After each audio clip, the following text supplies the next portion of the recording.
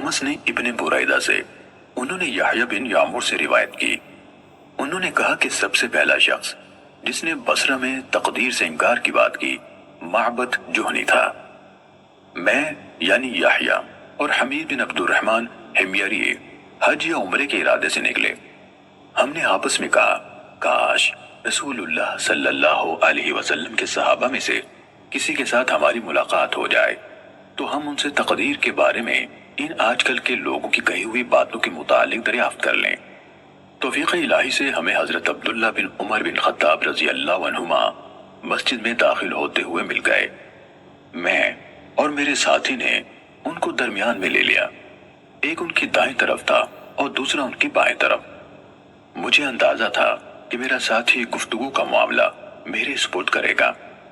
चुनांचे मैंने अर्ज की, ऐ अबू अब्दुर्रहमान, ये अब्दुल्ला बिन उमर रजी अल्लाह अन्हुमा की कुन्नियत है। वाकई ये है कि हमारी तरफ कुछ ऐसे लोग जाहिर हुए जो कुरान मजीद पढ़ते हैं और इल्म हासिल करते हैं, और उनके हालात बयान किए। उन लोगों का ख्याल है कि तकदीर कुछ नहीं, यानी हर काम नए सिरे से हो रहा है, यानी पहले से इस बारे में ना कुछ तय है ना अल्लाह को इसका इल्म है। इब्ने उमर रजी अल्लाह अन्हुमा ने फरमाया, जब तुम्हारी उन लोगों से मुलाकात हो तो उन्हें बता देना कि मैं उनसे बरी हूं और वो मुझसे बरी हैं। उस जात की कसम जिसके नाम के साथ अब्दुल्ला बिन उमर हल्फ उठाता है, अगर उनमें से किसी के पास उहद पहाड़ के बराबर सोना हो और वो उसे खर्च भी कर दे तो अल्लाह ताला उसकी तरफ से उसको कबूल नहीं फरमाएगा यहाँ तक कि वो तकदीर पर ईमान ले आए। फिर कहा, मुझे मेरे वालिद उमर इब्न खत्ताब रजी अल्लाह अन्हु ने बताया, एक दिन हम रसूलुल्लाह सल्लल्लाहु अलैहि वसल्लम की खिदमत में हाजिर थे कि अचानक एक शख्स हमारे सामने नमूदार हुआ।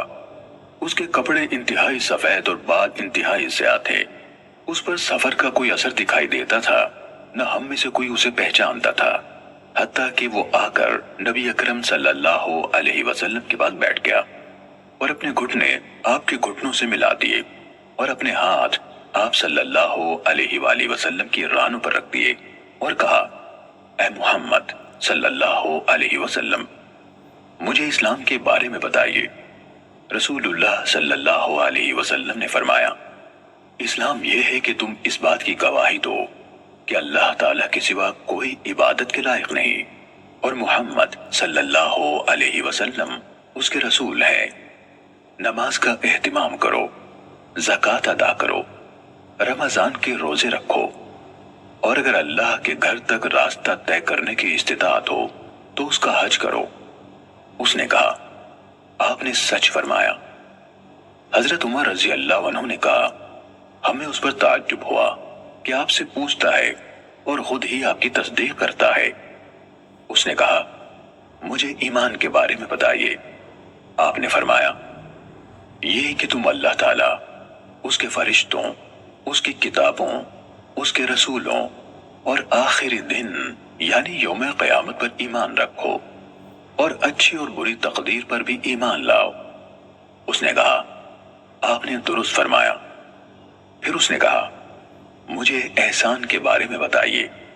आपने फरमाया, यह कि तुम अल्लाह ताला की इबादत इस तरह करो गोया तुम उसे देख रहे हो, और अगर तुम उसे नहीं देख रहे तो वो तुम्हें देख रहा है।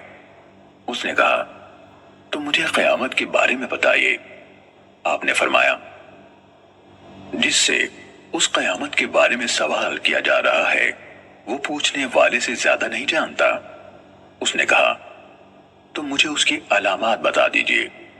आपने फरमाया, अलामात ये है कि लौंडी अपनी मालिका को जन्म दे, और ये कि तुम नंगे पांव, नंगे बदन, मोहताज बकरियां चराने वालों को देखो कि वो ऊंची से ऊंची इमारतें बनाने में एक दूसरे के साथ मुकाबला कर रहे हैं।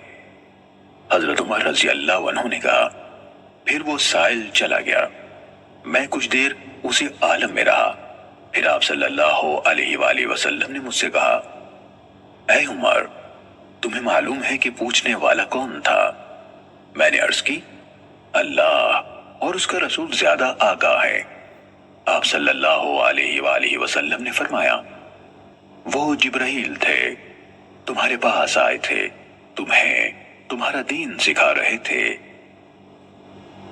सही मुस्लिम حدیث نمبر 93